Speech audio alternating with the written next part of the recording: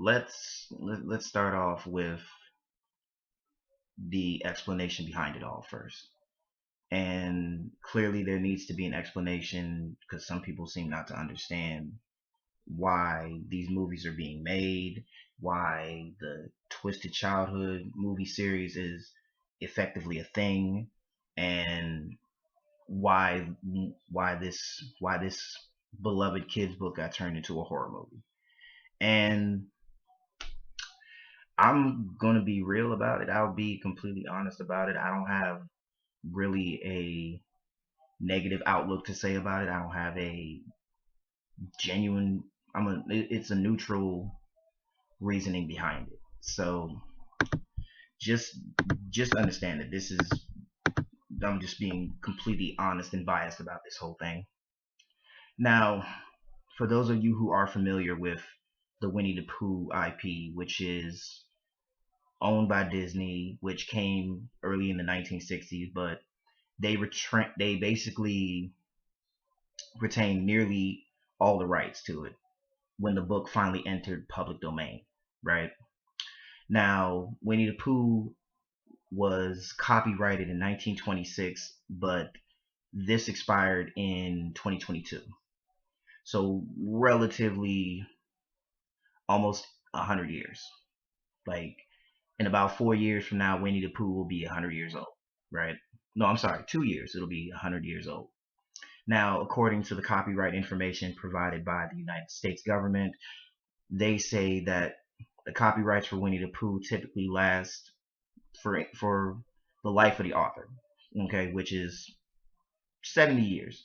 So if the author dies, right, and the author has been down for about, let's say, 80 years, then the publishing right goes into public domain until the estate decides if they have a next of kin or have an estate overall that will disclose and renew the copyright. Now, according to the United States copyright format, says here, if the author is anonymous or uses a pseudonym, it is considered work for hire. So if you are a writer, for example, and you decide not to use your real name but come up with a pen name, and it blows up, you're considered a work for hire, and the copyright will last for about 95 years. Now, 1926, let's be realistic here. Winnie the Pooh was protected by a 95-year copyright. And because Disney owned the rights to Winnie the Pooh in the early 1960s and only had the book rights and exclusive rights up until about 2022, right? So look at it like this. The book of Winnie the Pooh is in public domain, which means the characters in the book itself are in public domain and can be used as see fit. While you have Disney's version, which is, the cartoon, the animated series on Disney Junior, all of these are still protected by copyright under Disney because they're technically a part of the Disney franchise, the Disney circuit. Now, the company no longer owns rights, right? So necessarily, Winnie the Pooh can be used as see fit because Disney hasn't done anything with it. The author is no longer alive to do anything with it, so it is what it is. And why Winnie the Pooh is in public domain could be anything. It could be they were never protected by any intellectual property rights or the term expired. So they say the copyright law says that it's supposed to be 95 years, right? It's relatively been past 95 years since the book was written in 1926. So I honestly, it doesn't surprise me that Winnie the Pooh would be brought up in this manner. It's not really surprising. I would say I'm more convinced that if it happened to Winnie the Pooh, I can only imagine what other kids' books could possibly face the same treatment. You know what I'm saying? And it genuinely is more of a situation where obviously Blood and Honey was a 50-50 movie with me personally, and I'm sure a lot of people have a different perspective. I've seen a lot of videos on YouTube about people having like a negative response to it, or just an overall just don't want to see it. You know what I mean?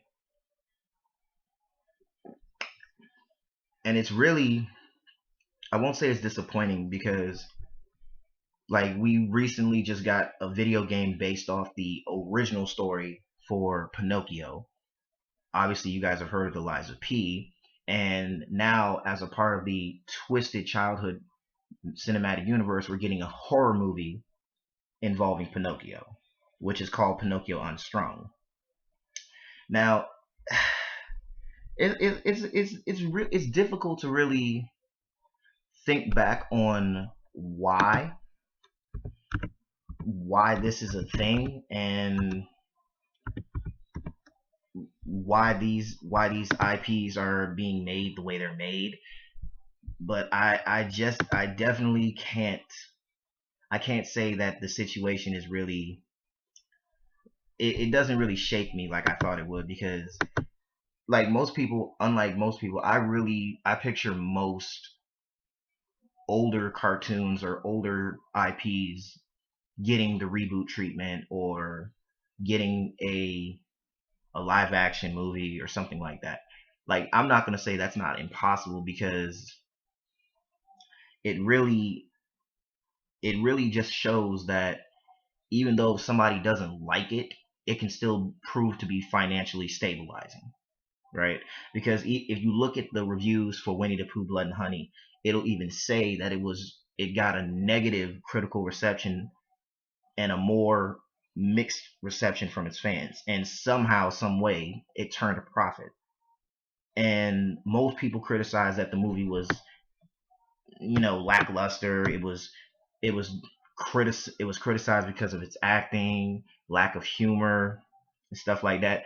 But really, when you think about it, as a horror fan myself, I don't see. Now, I'm just being simplistic on this one.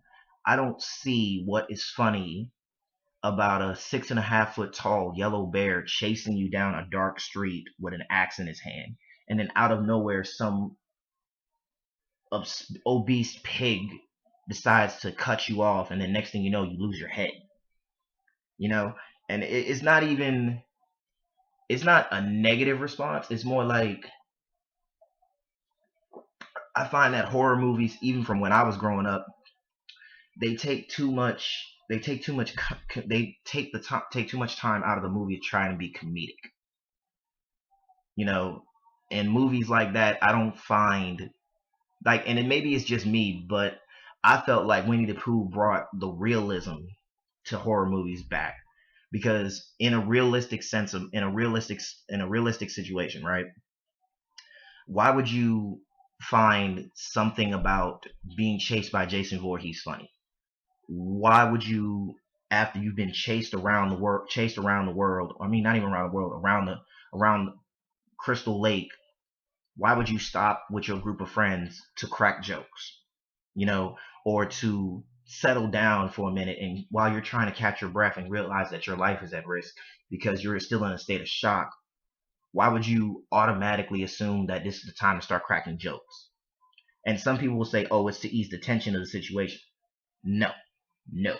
If in a realistic situation, which is what slasher horror movies, torture porn movies, all those things literally make their money on. Ooh, excuse me. There's no realistic reason for having this concept of what is realistic and what isn't realistic. That's why all these Disney movies out here really don't make sense, because the only thing that they really do is that they push this narrative of friendship, the power of friendship. We can do this together if we just stick together. Just overall stupid shit. And as a parent myself, yeah, I believe in the power of friendship. Yes. Do I tell my son that the power of friendship can overlap anything? Yes. But that's different when you have Winnie the Pooh going from, oh, bother, to swinging an axe on a bitch and killing her without a hesitating factor. I can't sit there and say that I won't be able to tell my son 10 years from now that that's the Winnie the Pooh that I grew up with, because it's not. Because I wasn't around. 90% of my generation was not around during the time period of Winnie the Pooh coming out. I grew up with Winnie the Pooh being on TV, but it's a sense where, why I say the Twisted Childhood universe is going to push the narrative and it's going to piss people off to an extent. When you see it for yourself, like for example, they had their little film convention or whatever, and they revealed like 4 more movies, right? Peter Pan's Neverland Nightmare, Bambi, Pinocchio Unstrung, and I guess what I think it's called the Poohverse Monsters Assembled, something like that. And all of these movies are coming out next year, allegedly, if they don't decide to push the shit back. It happens, right? It happens. The thing about most people, excuse me, if you're trying to really spin it like, oh, this is not going to be a good movie, this is not going to be a good IP. Let me give y'all a hard example, right? Now, I don't want nobody to take this personal. We've had Five Nights at Freddy's for over 10 years. Okay? And effectively, because the first Five Nights at Freddy's came out in 2014. So we've had Five Nights at Freddy's exactly 10 years. 10 years. Right? And most people think, oh, this is a pretty decent game. I've played it. I think it's a good game too. However, when you really think about it, in the smallest degree, Five Nights at Freddy's is Chuck E. Cheese. Right? That's what it is, to the smallest degree. And me, I was like 16, pushing 17 when Five Nights at Freddy's came out. I didn't think nothing of it because I wasn't really playing computer games like that for real. I really wasn't. Because when Five Nights at Freddy's was coming out, my older cousin had got me into it or whatever. I ain't gonna lie, it scared the shit out of me. It scared the hell out of me. I'm not gonna lie. But when you really think about it, because people be doing these videos about lore and all this other shit, you really let Five Nights at Freddy's be the reason that Chuck E. Cheese filed for bankruptcy. Because the last time that Chuck E. Cheese filed for bankruptcy was in 1984.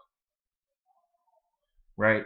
So the fact that people even now sit there and associate the animatronics from Five Nights at Freddy's with Chuck E. Cheese, the whole pizzeria scenario from Chuck E. Cheese, and then people even going as far as, just because they want to save face, Chuck E. Cheese decided to run a whole Halloween promotion during the release of the first Five Nights at Freddy's movie, which was last year, right? And you see how certain movies affect a long-standing company, because if I'm not mistaken, I think Chuck E. Cheese been around like 50 years. I think. I could be wrong, but I think it's about 50 years.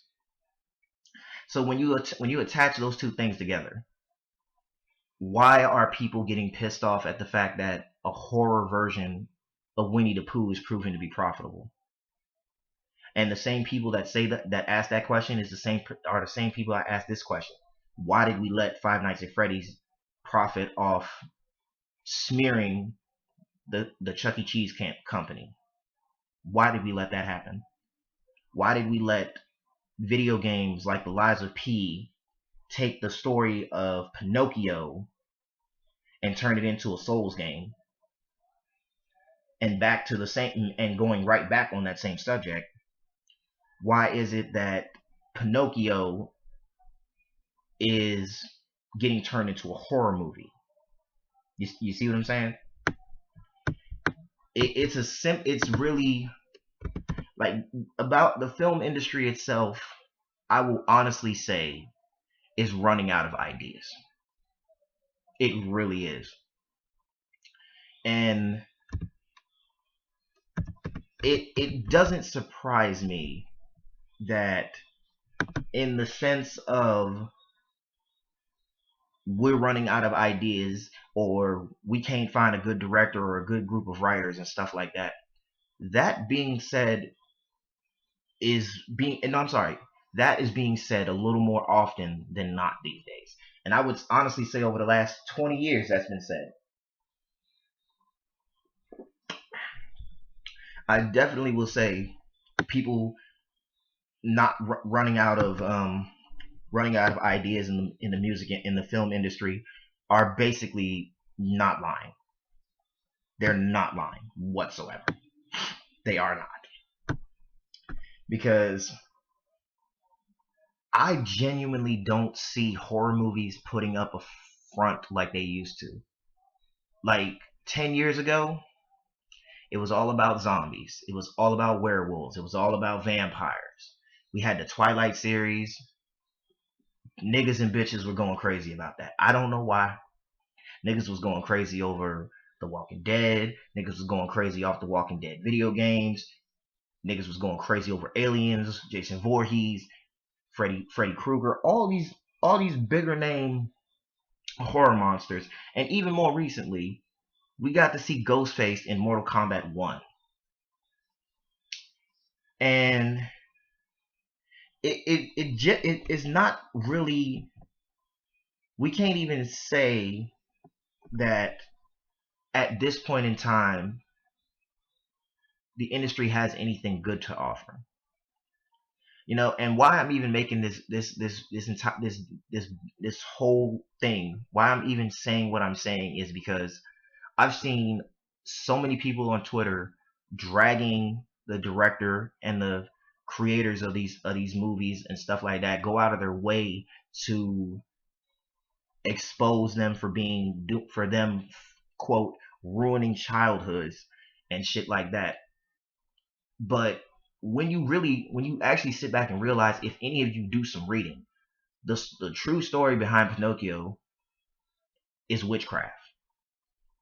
You have a widowed father whose son died of a mysterious illness known as the bubonic plague at that point, who decided to make a wood version of his son, and just to make himself feel better, he decided to treat it like his own son, and he somehow, some way lost his sanity.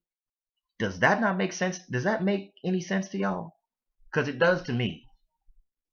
Like the same people that are saying all this weird and wild shit about the twisted childhood universe, it's the same people that watch this weird shit on YouTube, watch this weird shit on Twitter, and submit themselves to not doing anything. You see, the same people that complain, critique, and bitch and moan, these are the same people that are not doing anything to help the product move forward. Like, you can get, with $2 million, you could make a decent movie. You can make a decent enough movie with a decent crew. You could probably get, I'd say, a good 30 people, a good 30, 40 people with $2 million. $2 million, you could probably make a decent movie with just 40 people. I'm not gonna say it don't gotta be a blockbuster film, you know what I'm saying? Like, every director's gotta start somewhere, you know? And to be sympathetic about the situation, most people just don't see it the way they see it. They don't see it the way they need to see it. I don't see, I'm not gonna lie. Did I think when my nephew, who was 16 years old, told me, "Hey, Uncle X, you know that they made a horror version of Winnie the Pooh?" This is my face. No, but now I'm confused as to why. And the trick question. The answer is because they can. Because they can. It doesn't seem it's not in my nature to bitch and moan at somebody for wanting to make movies. I want to be a film director. I want to be a writer. I want to make movies. Doesn't matter what kind of movies. Like I find myself fascinated with anime, fascinated with Marvel and DC characters, fascinated with horror movies, fascinated with fantasy movies. Does that mean I'm going to go out of my way to make a shit movie? No. If it I'm doing what I was allowed to do. And most people I wouldn't even I give credit where credit is due. The fact that Winnie the Pooh Blood and Honey did better than the first one, it's not bad. It's really not. And then for them to turn around and talk about they about to make a third one, right? Now, I'm actually on the company website. I'm actually going to read this to you guys real quick. Okay, so upcoming production says here exactly. They have Peter Pan's Neverland Nightmare, which is directed and written by Scott Jeffrey. Bambi the Reckoning, which is directed by Dan Allen and written by Rhys Warrington. Pinocchio Unstrung, which is written. No, I'm sorry. The Poohverse Monsters Assemble and Pinocchio Unstrung are both directed by Rhys Frank Waterfield, and both movies are written by Matt Leslie. All four of those films are scheduled for 2025. Right. Right. And according to this, Robert Englund, who is known for playing Freddy fucking Krueger, was cast in a lead role, while actor Richard Blake was cast to play Geppetto. Again, and according to this, it says here the film will focus on James, the son of Geppetto, who meets Geppetto's magical doll Pinocchio, introduces him to the outside world. But Pinocchio's naivete gets the better of him and he embarks on a murderous crusade to eliminate all things bad. Okay. Okay. Now, apparently they also have this. Back in March, shortly after the second film's release, it was announced that Blood and Honey 3 had entered development and will feature a larger budget than its predecessors and will feature Rabbit, Heffalumps, Woozies, Kanga, and Roo. So not only are they fully going to put in the entirety cast of Winnie the Pooh's entire book line, they're going to incorporate new ones in the next one. And as this report alleges, that the movie is scheduled to do production in 2025. They also have a list of movies they intend to do, which is only 3, and one of them being Blood and Honey 3. The next one confirming that they have, quote, Awakening Sleeping Beauty and Snow White Returns as part of their lineup. So frankly, I can't really say they trying to make a cinematic universe around horror versions of Disney characters. Well, not even Disney characters. They're all public domain at this point. People just associate them with Disney because Disney made movies about them back in the 40s and 60s. So, I will say this. I don't see anything wrong with this. And why I don't see anything wrong with this is because this is going to be interesting. And why I say it's going to be interesting, because 9 times out of 10, the budget for the movies is going to get hot. Is going to get higher. And I can imagine 90% of these movies that they have on this list are probably going to get a budget between $15 to $35 million. And by the time, I'd say midway in next year, they probably going to have a distribution deal that's going to publish it worldwide. And then following the success or lack thereof success from the first two movies of next year, they're probably going to get a distribution deal that's not only going to cover the budget for the next set of films, but they're also going to get a continuation, which means as soon as the next group of older books decides to hit public domain, it's a good chance we probably will see the Twisted Childhood universe for at least another 7 years, because it's only been going on thus far for 2 years if you count last year. So by next year it'll be 2025 and it'll be 2 years. But what do you guys think? You think the Twisted Childhood universe has potential? I think it does have potential, but let me know something.